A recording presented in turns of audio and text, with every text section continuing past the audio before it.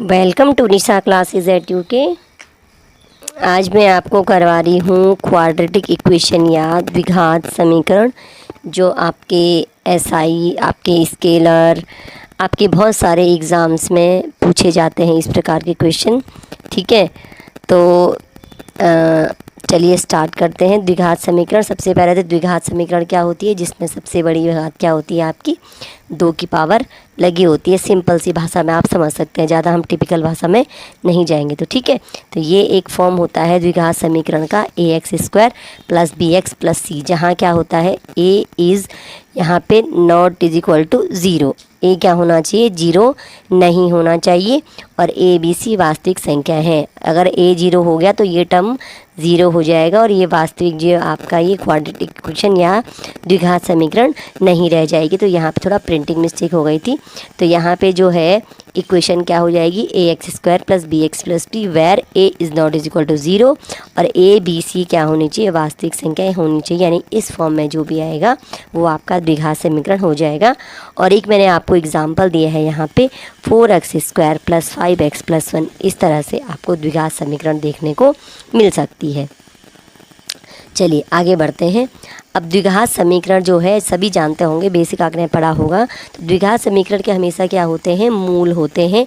और द्विघात समीकरण है तो इसके कितने मूल हो जाएंगे, हमारे पास इसके 2 मूल होते हैं। ठीक है, अब इन 2 मूलों को निकालने के लिए एक तो हम गुणनखंड मेथड से निकालते हैं, फैक्टर मेथड से, एक हम निकालते हैं श्रीधराचार्य सूत्र से। ठीक है, अगर आपने अभी तक बिल्कुल ये चीज़ें नहीं पढ़ी हैं तो और अगर आपने पढ़ी भी हैं तो जो आपको सही लगता है आप वहाँ से इसके मूल निकाल सकते हैं। ठीक है, तो श्रीधराचार्य क्या होता है, मूल कैसे होते हैं, जो x है वो मूल होते हैं। ठीक है ना, 2 की घात है तो 2x की 2 वैल्यू आएगी, x की 2 घात है ना तो x की 2 वैल्यू आएगी, यानी x के 2 मूल आएंगे। ठीक है, तो जो द्विघात समीकरण के मूल ज्ञात करने का सूत्र है वो क्या हो जाएगा, x is equal to -b ± √b² - 4ac पूरे रूट के अंदर और होल का अपॉन 2a, यानी ये है -b ± यहाँ पे थोड़ा टाइपिंग में दिक्कत होती है ना इन चीज़ों में, √b² - 4ac अपॉन 2a, ये निकलेगा आपका श्रीधराचार्य सूत्र से द्विघात समीकरण का मूल। और कौन सी द्विघात समीकरण, जो हमने स्टार्टिंग में लिखी थी, ax² + bx + c is equal to 0। तो यहाँ से a लेंगे यानी x² का कोफिशिएंट, यहाँ से b लेंगे x का कोफिशिएंट, और c क्या है हमारा जो लास्ट में आपका कांस्टेंट बच जाता है। ठीक है, अब एक और चीज़ आती है इसमें d, जिसको आप क्या बोलते हैं, विविक्तिकर बोलते हैं, d। तो ये d इज इक्वल टू क्या होता है, b² - 4ac, और इस d यानी b² - 4ac बहुत सारे हमारे मूल की जो प्रकृति है, हमारे रूट का जो नेचर है वो हमें इससे पता चलता है। ठीक, अब देखेंगे इसमें होता क्या है। सबसे पहले जो ये d इज़ ग्रेटर देन 0, अगर b² - 4ac b² - 4ac जो d है ना, ये ग्रेटर देन 0 है, यानी इसका मतलब क्या है, ये क्या हो गया आपका पॉजिटिव हो गया। यानी d इज़ ग्रेटर देन 0 यानी b² - 4ac ग्रेटर देन 0, यानी क्या हो जाएगा, ये पॉजिटिव हो जाएगा। और अगर ये पॉजिटिव होता है तो जो समीकरण के मूल होंगे वो वास्तविक और भिन्न होंगे, यानी रियल एंड डिस्टिंक्ट, रियल होंगे और डिस्टिंक्ट होंगे। ठीक है, पहली बात। दूसरी बात क्या आती है, यदि d इज़ इक्वल टू 0, अगर b² - 4ac is equal to 0 हो जाएगा तो ऑटोमेटिकली क्या हो जाता है आपका, b² is equal to 4ac बन जाता है। और तो समीकरण के जो मूल यानी रूट हैं वो क्या होंगे, वास्तविक और बराबर, रियल एंड इक्वल होंगे। 2 कंडीशन आप इसमें बहुत अच्छे से समझ लीजिए, बहुत ज़्यादा काम आती हैं ये। ठीक है, नेक्स्ट है तीसरी कंडीशन क्या है, if d is less than 0, यानी d अगर 0 से छोटा हो जाए तो क्या हो जाएगा, b² - 4ac लेस देन 0, यानी B square is less than 4ac। और बी स्क्वायर अगर 4ac से कम है तो समीकरण के मूल आपके काल्पनिक और भिन्न होते हैं, इमेजनरी एंड डिस्टिंक्ट होते हैं। तो 3 कंडीशन बनती है, एक ग्रेटर की, एक इक्वल की और एक लेस की। किसके लिए? डी के लिए। डी यानी बी स्क्वायर माइनस 4ac आपका ये है। ठीक है, तो इस प्रकार यहाँ से हम श्रीधराचार्य से समीकरण के मूल निकालते हैं और उनकी प्रकृति भी यहाँ से ज्ञात करते हैं। अच्छे से इन चीज़ों को पॉज करके आप देख लीजिएगा, ठीक। और कोई दिक्कत होगी, कोई परेशानी, आप कमेंट ज़रूर कीजिएगा। अब है इस प्रकार का जो इक्वेशन है, इसके 2 रूट हम कैसे निकालेंगे, ठीक है। तो इसके लिए मैंने एक यहाँ पे एग्जांपल दिया है, इक्वेशन यहाँ पे हमने यहाँ पे इसको सॉल्व करके रखा हुआ है, ठीक। यहाँ पर है X square plus X plus 3x plus 2 equal to 0। बहुत ही आसान यहाँ पे हमने एक इक्वेशन आपको कराने की कोशिश की है। अब इसे सॉल्व कैसे करते हैं? सबसे पहले हम क्या करते हैं, जो हमारा ये वाला एक्स स्क्वायर वाला टर्म है इसको हम एज इट इज़ लिख लेते हैं, और जो हमारा c है और x का कोफिशिएंट है यानी यहाँ पे 1 है, इनको हम दोनों को मल्टीप्लाई कर लेते हैं। तो 2 और एक्स स्क्वायर का कोफिशिएंट 1 यानी c और a की मल्टीप्लाई करके आंसर निकाला 2। अब इस 2 के हम ऐसे फैक्टर करते हैं कि उन 2 फैक्टर को लेंगे, ठीक है, कंप्लीट करके 2 फैक्टर लेंगे हम उसके, और उन 2 फैक्टर को प्लस माइनस करके हमें ये b x के साथ जो कोफिशिएंट b है ये मिलना चाहिए। और इस प्रकार हम इसको सॉल्व करते हैं। मैं आपको दिखा देती हूँ। यहाँ पे हमने 2 लिया। अब 2 के 2 फैक्टर कौन हो गए? एक 2 हो गया, एक 1 हो गया, जिनसे मिलके कंप्लीट 2 बना है। फैक्टर कौन लेंगे? 2 फैक्टर मिलाएंगे जिनसे कम्प्लीटली क्या बन जाती है? वो संख्या बन जाती है जो a और c को मल्टीप्लाई करके आती है। तो a और c को मल्टीप्लाई करके यहाँ पे 2 आया है, और अब इस 2 के 2 फैक्टर देखना है जिनसे 3 बन जाए। तो यहाँ पे तो 2 के 2 ही फैक्टर बनेंगे, एक 2 बनेगा, एक बनेगा। अब इस 2 और 1 को यानी 2 और 1 को प्लस या माइनस करके हमें 3 को फाइंड करना है, ठीक। तो कैसे पता चलेगा? जब 2 + 1 करेंगे तो ये 3 क्या है, इस 3 की जगह हमने इन 2 फैक्टर को यहाँ पे लिख लिया है, और यहाँ पे बाकी इक्वेशन को हम एज इट इज़ लिख लेंगे, ठीक। इसके बाद हम क्या करते हैं, इसे हम ओपन करते हैं ब्रैकेट को। तो ये ब्रैकेट का 2x से मल्टीप्लाई होगा और प्लस x और प्लस 2 इज इक्वल टू यहाँ पे 0 हो जाएगा। अब कॉमन ले लेते हैं, x कॉमन है पहले इन दोनों के लिए और फिर इन दोनों के लिए, ठीक है। यहाँ पे हमारे पास बचता है x और ये बचता है 2, प्लस जहाँ पे कुछ भी कॉमन नहीं है वहाँ पे हम क्या ले लेते हैं, आपका 1 कॉमन ले लेते हैं, और ये आपका बन जाता है x + 2 इज इक्वल टू 0।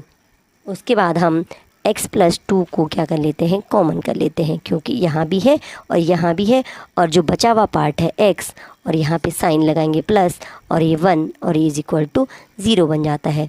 अब यहाँ पर हमारे पास इस प्रकार की इक्वेशन में 2 चीज़ें जब मल्टीप्लाई हो रही होती हैं, इसका मतलब क्या है, या तो दोनों चीज़ 0 है या दोनों नंबर 0 है, यानी या एक नंबर उनमें से 0 है। तो फर्स्ट हम क्या करेंगे, x + 2 इज इक्वल टू 0। तो यहाँ से हम क्या करेंगे, ये 2 इधर करते हैं राइट साइड, तो x इज इक्वल टू -2 आ जाता है, और सेकंड नंबर पे हम x + 1 is equal to 0 put करते हैं तो x इज इक्वल टू हमारा -1 आ जाता है। यानी जो इक्वेशन हमें गिवन थी यहाँ पे, इसके 2 रूट आ गए हैं, x + 1 is equal to 0, sorry x is equal to -2 and x is equal to -1। अब श्रीधराचार्य का फॉर्मूला अगर आप याद रखते हैं तो श्रीधराचार्य के फॉर्मूले से भी आपके रूट निकाले जा सकते हैं। तो आप दोनों मेथड में से एग्ज़ाम हॉल में जो आपको सूटेबल लगता है, जो आपकी कैलकुलेशन जहाँ आपको समझ में आता है, आप दोनों मेथड से आप श्रीधराचार्य सूत्र या गुणनखंड से आप इनके रूट्स को निकाल सकते हैं। अब हम यहाँ पे कुछ क्वेश्चन सॉल्व करेंगे आपके क्वाड्रेटिक इक्वेशन से। किस टाइप के क्वेश्चन आते हैं आपको मैं बता रही हूँ, ठीक है। तो पहला इक्वेशन देख लीजिए, x² + 2x - 3 is equal to 0 के मूलों का योग। अब बताइए, यहाँ पर तो मूल निकालने नहीं है, मूलों का योग बताना है। तो क्या हम पहले मूल निकालें, इसके रूट निकालें और तब उनका योग करें? नहीं, इसके लिए एक आपको फॉर्मूला आता है, ठीक है। अगर इस प्रकार की कोई क्वाड्रेटिक इक्वेशन है, यानी अगर एक इस प्रकार की कोई आपके पास क्वाड्रेटिक इक्वेशन है, ठीक है, तो इसके जो रूट होंगे या मूल होंगे उनका जो योग या सम होगा, 2 मूल अगर अल्फ़ा और बीटा है तो यहाँ पर आ जाता है आपका alpha plus beta is equal to minus B upon A, ये वाला बी और ये ए और ये माइनस बी अपॉन ए। दूसरा, जो रूट होते हैं उनका जो प्रोडक्ट या मल्टीप्लाई करके जो आंसर आता है गुणनफल, वो क्या हो जाता है आपके सी अपॉन ए। इस फॉर्मूला को आप ज़रूर नोट कर लीजिए, अगर आपको याद नहीं है तो आप इस फॉर्मूले को नोट कर सकते हैं। फॉर्मूला ज़रूर नोट कीजिए अलजेब्रा में, ओके। अब यहाँ पे एक क्वेश्चन दिया गया है मूलों का योग, हम इस फॉर्मूला को अप्लाई कर लेंगे। तो मूलों का योग, अगर मूल अल्फ़ा प्लस बीटा है तो हमें तो टिक लगाना है, तो दो मूलों का योग क्या हो जाता है माइनस बी अपॉन ए। बी हमारे पास 2 है तो माइनस 2, और ए कुछ नहीं है, तो जब कुछ नहीं है तो मतलब क्या है 1 है, तो मूलों का योग यहाँ पर -2 हो जाता है। तो बजाय हम मूल निकालने के और फिर उसके प्लस करने के, हम इन फॉर्मूलाज का यूज़ करके क्या करते हैं, मूलों का योग और प्रोडक्ट निकाल लेते हैं। चलिए आगे बढ़ते हैं नेक्स्ट क्वेश्चन। इसमें यदि यहाँ पे प्रिंटिंग थोड़ा सा प्रिंट नहीं हो रहा था, नहीं, अल्फ़ा और बीटा समीकरण x² plus x minus 2 is equal to 0 के मूल हैं, तो आपको बताना है कि यहाँ पर 2 अल्फ़ा बीटा का मान क्या होगा। ठीक है, यदि अल्फ़ा और बीटा समीकरण x² plus x minus 2 is equal to 0 के मूल हैं, तो आपको 2 अल्फ़ा बीटा का मान बताना है। तो वही करना है आपको। पहले आप क्या करेंगे, पहले हम अल्फ़ा बीटा निकाल लेते हैं और उसके बाद हम 2 अल्फ़ा बीटा निकाल लेंगे।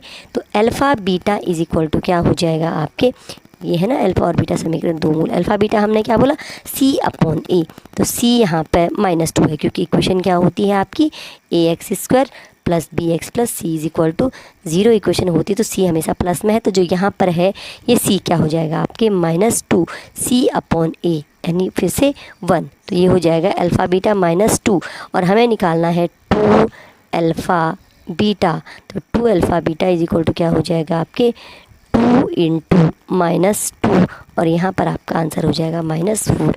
तो इस तरह से भी इक्वेशन आपको निकालने के आ जाते हैं। ठीक है, डायरेक्ट नहीं पूछेंगे ना कि प्रोडक्ट क्या आएगा, तो इस तरह से आपको क्वेश्चन पूछे जा सकते हैं एग्जाम में। चलिए आगे बढ़ते हैं नेक्स्ट क्वेश्चन। वह द्विघात समीकरण जिसके मूल, अब बताइए यहाँ पे तो मूल दे दिए हैं, यानी हमें यहाँ पे क्या दे दिए हैं, अल्फ़ा और बीटा दे दिए हैं, तो वह समीकरण क्या होगी, आपको समीकरण निकालनी यहाँ पे है। ठीक, हम इसमें क्या करेंगे, जो दो इक्वेशन हमारे पास दिए हैं प्रोडक्ट के और सम के, एडिशन के, तो उनका हम यूज़ करेंगे। अगर equation ax² plus B x plus C is equal to 0 होती है, तो इसमें क्या बनती है कंडीशन, अब हम इसका यूज़ करेंगे यहाँ पे। ठीक है, तो जो ये अल्फ़ा और बीटा मूल होते हैं, ये मूल किसके होते हैं, आपकी equation ax² plus B x plus C is equal to 0 इसके मूल होते हैं। ठीक, अब यहाँ पर मूल दिए हैं ये, तो अल्फ़ा प्लस बीटा कर लेते हैं पहले।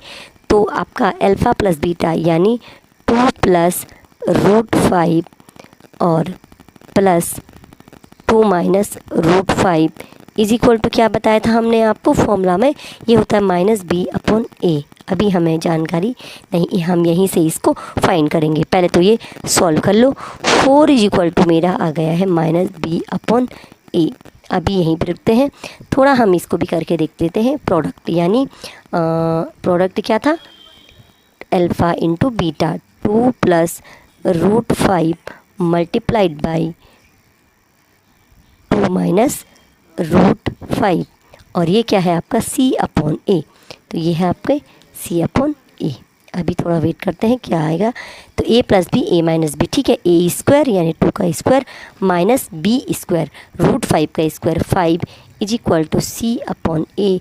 तो यहाँ से हम देखते हैं आपका c upon A is equal to आ गया है -1, और दोनों जगह से हम क्या कर लेते हैं, आपके ए की वैल्यू कहीं से भी निकाल के दूसरे में हम पुट कर देते हैं। मैं यहीं से ए की वैल्यू हम निकालते हैं, ए इज इक्वल टू हो जाएगा आपके -c। ठीक है, -a बनेगा ना पहले यहाँ से मल्टीप्लाई करके, उसके बाद a is equal to -c आ गया है। और यहाँ से देखिए आप a is equal to -b आया है। ठीक, sorry, a is equal to -b upon 4 आया है। तो हम क्या करेंगे, यहाँ से ए और बी और सी की वैल्यू निकाल के इस इक्वेशन को हम सॉल्व करेंगे। दो इक्वेशन बनी है हमारे पास। ठीक है, आगे इसको सॉल्व करते हैं। चलिए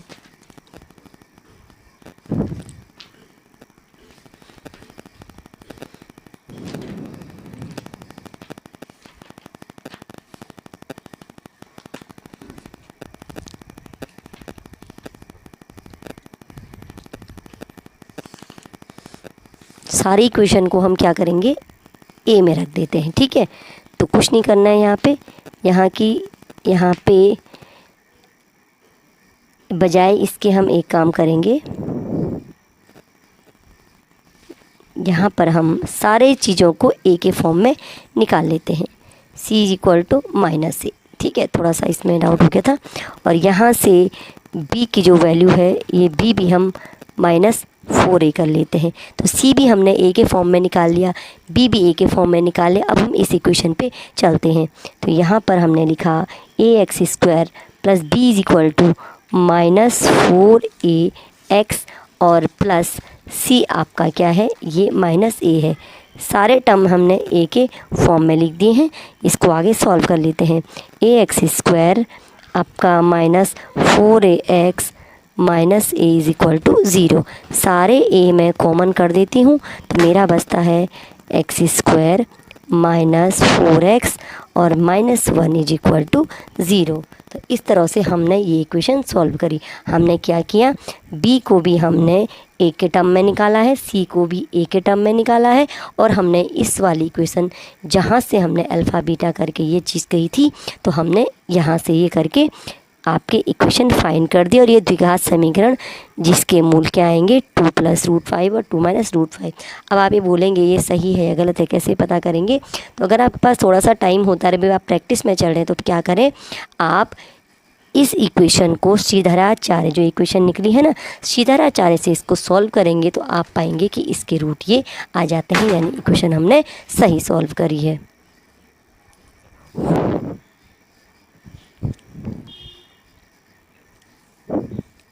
चलिए एक इस टाइप की क्वेश्चन भी हम देख लेते हैं।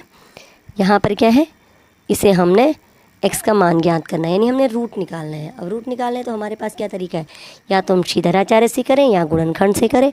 सीधाराचार्य से करके देखते हैं इस इक्वेशन को। तो क्या होना चाहिए, x is equal to -b automatically क्या है, -5 है। ठीक है, plus minus √b² -4ac √b² -5 का स्क्वायर -4a हमारे पास 1 है और c 4 है, और ओके, और इसको डिवाइडेड बाय 2a, a यहाँ पर क्या है, 1 है। इसको सॉल्व कर लेंगे आगे, तो ये +- +5 प्लस √-5 का स्क्वायर क्या हो जाएगा आपके +25, और ये आपका हो जाएगा 16 डिवाइडेड बाय आपके 2 आ जाएगा। आगे बढ़ेंगे, 5 +- 25 - 16 आपका 9 आता है, और √9 हमारा 3 बन जाएगा अपॉन 2। और इसको मैं आगे सॉल्व करती हूँ, तो x की वैल्यू 1 आएगी। अगर हम प्लस करेंगे तो 5 + 3 8/2, यानी ये आ जाएगी 4। और दूसरी वैल्यू अगर हम माइनस लेते हैं, 5 - 3 2/2, तो x की दूसरी वैल्यू मेरी यहाँ पे 1 आ जाती है। तो x का मान आएगा आपका 4 और 1। आप इसको गुणनखंड से करके देख सकते हैं, आपको जो तरीका अच्छा लगता है आप यहाँ पे तरीका अप्लाई कर सकते हैं, क्योंकि आपको यहाँ पे सॉल्व करके तो दिखाना है नहीं। आपको जिसमें सहूलियत है, जो आसान लगता है, आप गुणनखंड करने के लिए, x की वैल्यू फाइंड करने के लिए वो वाला तरीका अप्लाई कर सकते हैं।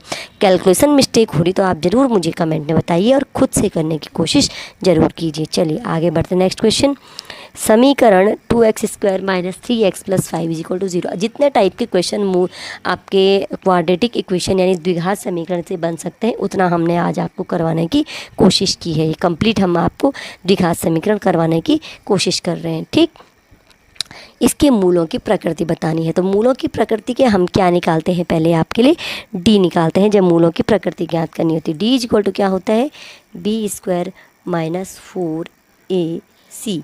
अब b क्या है हमारे पास, -3, क्योंकि इक्वेशन प्लस में होती है तो जहाँ भी आएगा ये माइनस में आएगा। अगर माइनस लगा है तो ये माइनस में आएगा। -3² -4a और c। ठीक है, आगे देखते हैं, 3 का स्क्वायर -3 का स्क्वायर +9 और माइनस ये आपका 20, और ये आपका आ जाता है यहाँ पे -11। आपका b² यानी d इज़ <0 आ गया। और जब d हमारा <0 आता है तो आपके जो मूल होते हैं वो क्या आते हैं, आपके इमेजनरी, आपके क्या आते हैं, काल्पनिक आते हैं। और भिन्न आते हैं। ठीक है, तो मूल आपके क्या आ जाएंगे, यहाँ पे काल्पनिक आएंगे। ठीक, मूलों की प्रकृति मेन क्या हो जाएगी, काल्पनिक, क्योंकि जो ये बी स्क्वायर माइनस, जब हम रूट सीधराचार्य करते हैं तो जो आपका ये बी स्क्वायर माइनस 4ac है ना, अभी मैंने इससे पहले क्वेश्चन कराया था, ये आपका रूट के अंदर हो जाता है। और रूट के अंदर जब कोई माइनस चीज़ आती है, हमेशा आपने देखा होगा रियल नंबर और इमेजनरी नंबर, जब काल्पनिक संख्याएँ पढ़ते हैं तो रूट के अंदर अगर कोई चीज़ आती है तो वो क्या बन जाती है, आपकी आयोटा बन जाती है, इस तरह से, है ना, तो वो काल्पनिक संख्या में आ जाती है। तो जब भी डी या b square minus 4ac less than 0 होता है तो मूल हमेशा हमारे क्या आएंगे, काल्पनिक या आपके इमेजनरी आएंगे। चलिए आगे बढ़ते हैं। नेक्स्ट क्वेश्चन, यदि x इज इक्वल टू 1 और x इज इक्वल टू -1/3 समीकरण p x square minus q x minus 1 is equal to 0 के मूल है। अब यहाँ पे बताइए, मूल दे दिए हैं, अब हमें निकालना है कि जो हमारे कोफिशिएंट हैं यहाँ पे p और q, जहाँ पे a और b आता है, इनकी वैल्यू क्या है। तो चलिए इक्वेशन सॉल्व करते हैं। इसमें बनती है, इस प्रकार के क्वेश्चन के लिए हमें क्या करनी पड़ती है, दो इक्वेशन बनानी पड़ती। पहले हम क्या करेंगे, x की वैल्यू 1 पुट करेंगे इस वाली इक्वेशन में। तो सबसे पहले हम करेंगे p x की value 1 square minus q x की वैल्यू 1 पुट करते हैं और आपका -1 इज इक्वल टू 0 लिख लेते हैं। ये बन गया आपका p minus q minus 1 is equal to 0 और फाइनली क्या बन गया, p minus q is equal to 1, equation number 1। आगे हम क्या करेंगे, x की वैल्यू -1/3 पुट कर लेते हैं। x की वैल्यू जब -1/3 पुट करते हैं p, और यहाँ पे मुझे लगता है हमारे पास स्पेस कम पड़ जाएगा, यहाँ से करते हैं इसको। चलिए ठीक है, तो यहाँ पे p हमारा एज इट इज़ x की वैल्यू -1/3 का स्क्वायर माइनस क्यू x की वैल्यू -1/3 और -1 इज इक्वल टू आपके 0 आ गया है। चलिए सॉल्व करते हैं। ये आ जाएगा आपके p/9। ठीक है, माइनस का स्क्वायर हमेशा प्लस में आता है, माइनस और माइनस ये आपका प्लस, q/ ये हमारे 3 आ गया और -1 इज इक्वल टू 0। इस इक्वेशन में हमें क्या लेना पड़ेगा, अब एलसीएम लेना पड़ेगा। और अब हम क्या करेंगे, 9 को यहाँ पर एलसीएम ले लेंगे। जब हम 9 को एलसीएम ले लेंगे तो ये वाले पार्ट में तो मल्टीप्लाई नहीं होगा, यहाँ पे होगा। ठीक है ना, 3 × 9, तो q में भी 3 की मल्टीप्लाई होगी, 3q, और इसके अपॉन में तो 1 ले लीजिए, तो 1 × 9 होता है, तो इस 1 में भी 9 की मल्टीप्लाई इज इक्वल टू 0। अब 9 यहाँ चला जाएगा तो ये 0 बन जाएगा और ये पूरी इक्वेशन हमारी बन जाएगी लास्ट में फाइनली p + 3q, ये भी 0 हो जाएगा और ये -9, तो ये +9 यहाँ पर हमारा बन जाता है। अब हमारे पास एक इक्वेशन बन गई है, ये और एक ये, दोनों में p है, तो हम क्या करेंगे, इक्वेशन 2 से 1 को माइनस कर लेते हैं। अगर आपने बचपन से ये चीज़ें पढ़ी हैं तो आप बहुत अच्छे से जानते होंगे हम कैसे इसको माइनस करेंगे। तो ये हो जाएगा p + 3q is equal to 9 और यहाँ पर हमारा है p - q is equal to 1। Minus करेंगे तो ये माइनस, ये साइन चेंज प्लस और ये माइनस, यहाँ से ये कैंसिल बन जाएगा और ये हमारा 4q इज इक्वल टू 8 और q इज इक्वल टू 8/4, यानी q इज इक्वल टू हमारा 2 आ गया है। q की वैल्यू 2 आ गई है। अब हम p की वैल्यू फाइंड करेंगे, तो यहाँ रखते हैं p माइनस q की वैल्यू 2 है इज इक्वल टू 1 और p इज इक्वल टू, फिर हम कर लेंगे 1 + 2 इज इक्वल टू 3। तो p की वैल्यू 3 आ गई है और q की वैल्यू 2 आ गई है। तो इस प्रकार से मूलों की सहायता से, रूट की हेल्प से हमने इक्वेशन को फाइंड करा है। ठीक, और कैसे पता चलेगा कि ये रूट सही है या गलत है, हमने सही क्या गलत किया, आप क्या कर सकते हैं, p और q की वैल्यू यहाँ पुट कीजिए। x की वैल्यू दे रखी है, किसी भी क्वेश्चन में पुट करके अगर ये सिद्ध हो जाता है तो ये आपके जो सॉल्व किया है वो बिल्कुल सही किया है। चलिए आगे क्वेश्चन देख लेते हैं।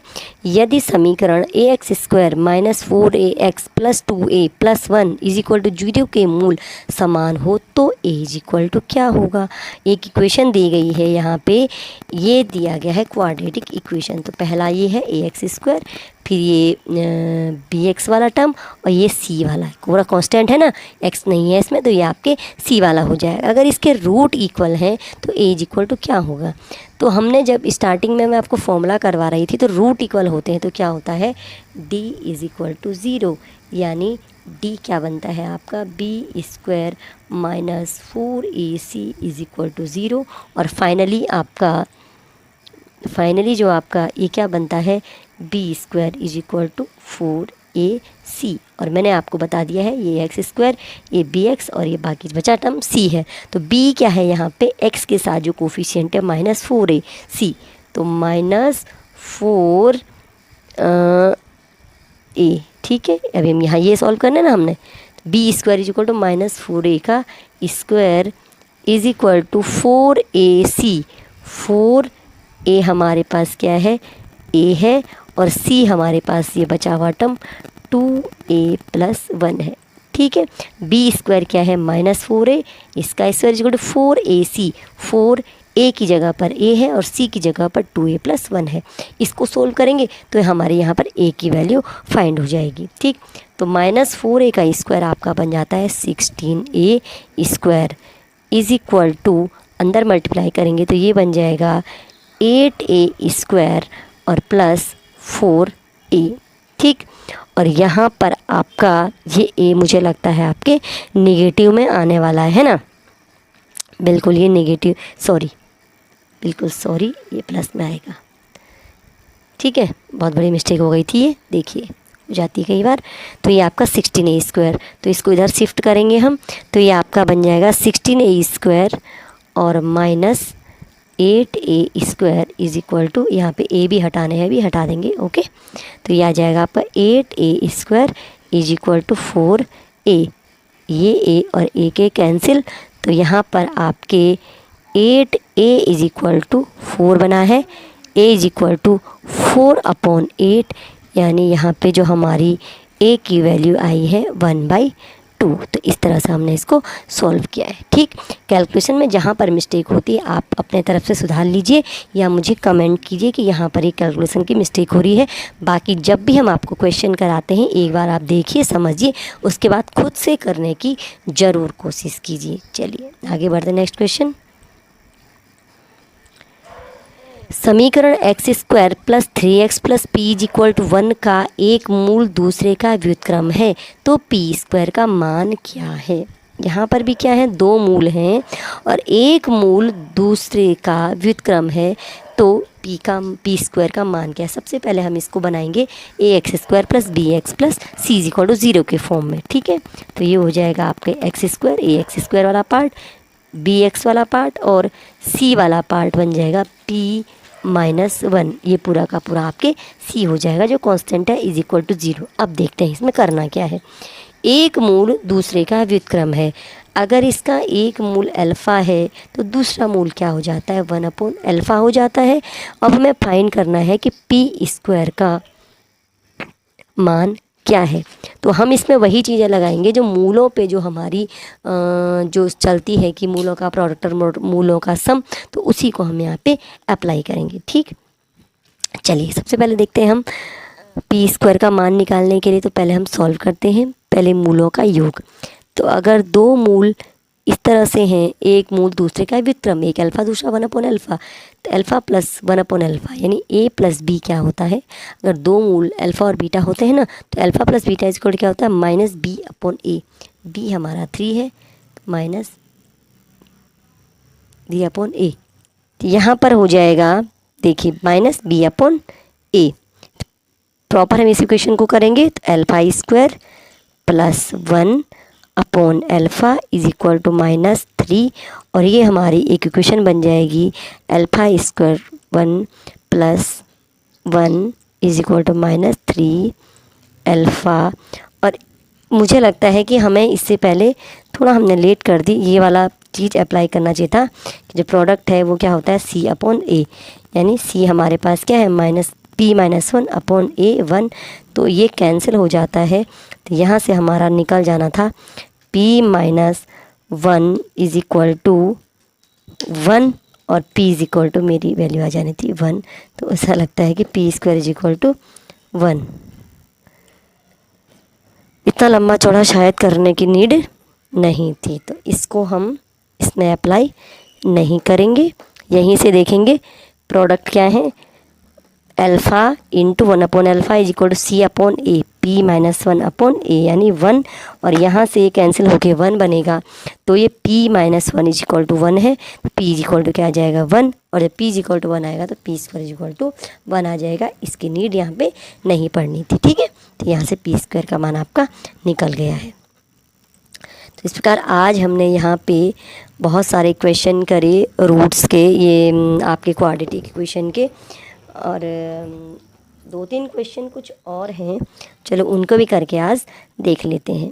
तो अब इनको हमने सिंपली सॉल्व करना है, ठीक है। यहाँ पे हम x की वैल्यू फाइंड करने, इस प्रकार के क्वेश्चन यहाँ पे बहुत आसान क्वेश्चन है, ठीक है। अब या तो इनको आप सीधाचार्य से सॉल्व कीजिए या आप इनको गुणनखंड से सॉल्व कीजिए। सीधाचार्य से मुझे लगता है ज़्यादा आसान पड़ेगा एग्जाम में। x is equal to -b, तो -5 plus minus root B square, 5 का स्क्वायर 25 माइनस 4ac। एग्ज़ाम में इसी स्पीड से काम करेंगे, a इंटू सी, और ये अपॉन आपके 2a, 2 इंटू 4। आगे चलते हैं फटाफट, -b प्लस माइनस रूट आपका 25 माइनस 16, और ये आपका फाइनली क्या हो जाएगा, यहाँ पे 25 माइनस 16 9 होता है, 9 का यहाँ पे आपके 3 आ जाता है, ठीक है। और यहाँ पे आपको 8, तो आप एक बार क्या करेंगे प्लस, एक बार माइनस, तो -5 प्लस 3 अपॉन 8, तो ये आपका आ जाएगा -2 अपॉन 8। तो पहला रूट आपका आ जाएगा -1 अपॉन 4। दूसरा रूट हम निकालेंगे तो x इज इक्वल टू -5 और -3, यहाँ पे प्लस माइनस है ना, अपॉन 8, तो ये आपका -8 अपॉन 8 इज इक्वल टू -1। तो इस तरह से इसके 2 रूट आपके जल्दी से निकल जाते हैं, क्योंकि आपको जो गुणनखंड मेथड है ना, वहाँ पे आपको सोचना पड़ता है कि आंसर क्या होगा। तो मुझे लगता है कि सीधाचार्य से आंसर जल्दी से निकल जाता है। x is equal to -b, तो minus b plus minus root B square, 5 का square 25 minus 4ac, 4 into a equal to 1 and c is equal to आपका -14 है अपॉन 2a, 2 इंटू 1। आगे इसको सॉल्व करेंगे तो ये +5 हमारा हो जाएगा, और यहाँ पर प्लस माइनस आपके थोड़ा सॉल्व करके देख लेते हैं, 25 माइनस माइनस प्लस, और 14 4 जार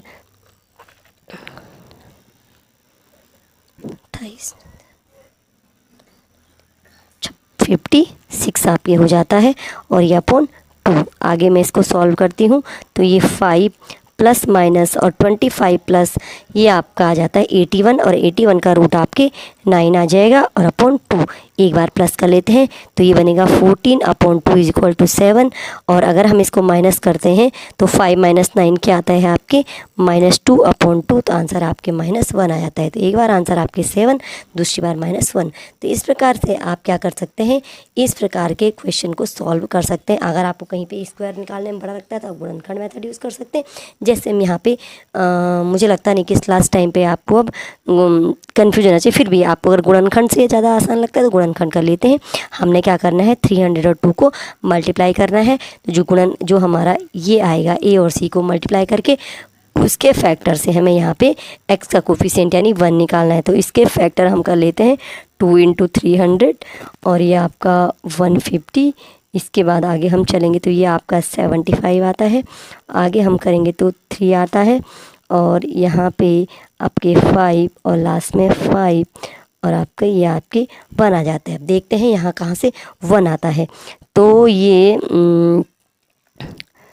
2 2 दूना 4 दूना 8, तो 24 और 5 में 25, ठीक है। 25 माइनस 24 1, तो इसको हम गुणनखंड से करके आपको बता देते हैं। तो ये हो जाएगा आपका 1 कैसे आ रहा है, 25 माइनस 24, और 25 माइनस 24 4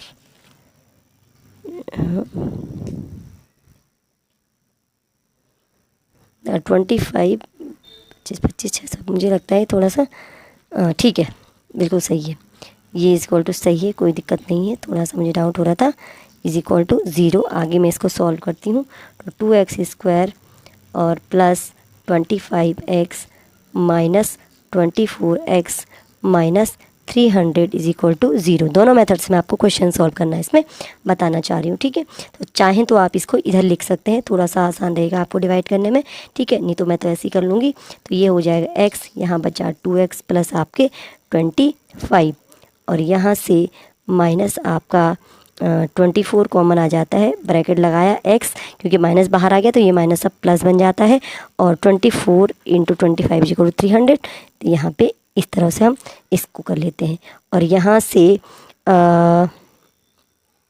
यहाँ पे 2x आना चाहिए था, तो इसका मतलब थोड़ी सी मिस्टेक हुई है बहुत जल्दीबाजी में, सॉरी। तो यहाँ पे आपका मुझे लगता है कि आपके ये 12 आना चाहिए, ठीक है। तो ये आएगा 2x, और 12 से इसमें डिवाइड करते हैं तो ठीक है, ठीक है। 12 दूना 24 और 6 बचता तो 12 पंजे 60। बहुत जल्दीबाजी में करना चाह रहे थे ना, तो कई बार जल्दीबाजी मिस्टेक भी हो जाती है। कॉमन आ गया आपका 2x प्लस 25, ठीक है। एग्ज़ाम में कई बार ये होता है कि हमें थोड़ी चालाकी भी दिखानी पड़ जाती है, और ये आपका यहाँ पे 2 रूट बन जाएंगे। एक से तो आएगा 2x plus 25 is equal to 0, और इससे क्या बनेगा हमारा x is equal to minus 25/2। एक रूट तो ये आ गया, और दूसरा x इज इक्वल टू 12, यहाँ पे इसका दूसरा रूट बन जाता है। इससे क्या बनेगा x इज इक्वल टू 12। और आप कैसे पता करेंगे रूट सही है, वैल्यू यहाँ पुट कर दो, अगर इज इक्वल टू 0 हो जाता है तो हमारा बिल्कुल यहाँ पे सही है। तो आज मैंने आपको क्वाड्रेटिक इक्वेशन से जितने क्वेश्चन एग्जाम में बन सकते थे उतना आपको प्रैक्टिस करवाने की कोशिश की है। कुछ प्रैक्टिस क्वेश्चन अगर आप करना चाहते हैं तो हम टेलीग्राम चैनल पर आप मुझे कमेंट करके टेलीग्राम चैनल पर मैं आपको क्वेश्चन आपको अपलोड करवा दूँगी। वीडियो अच्छा लगे तो लाइक ज़रूर कीजिएगा, और हमसे जुड़े रहने के लिए हमारे चैनल को सब्सक्राइब ज़रूर कीजिएगा। और नेक्स्ट जो भी टॉपिक आपके लिए हैं उन पे आपकी आगे क्लासेस आती रहेंगी।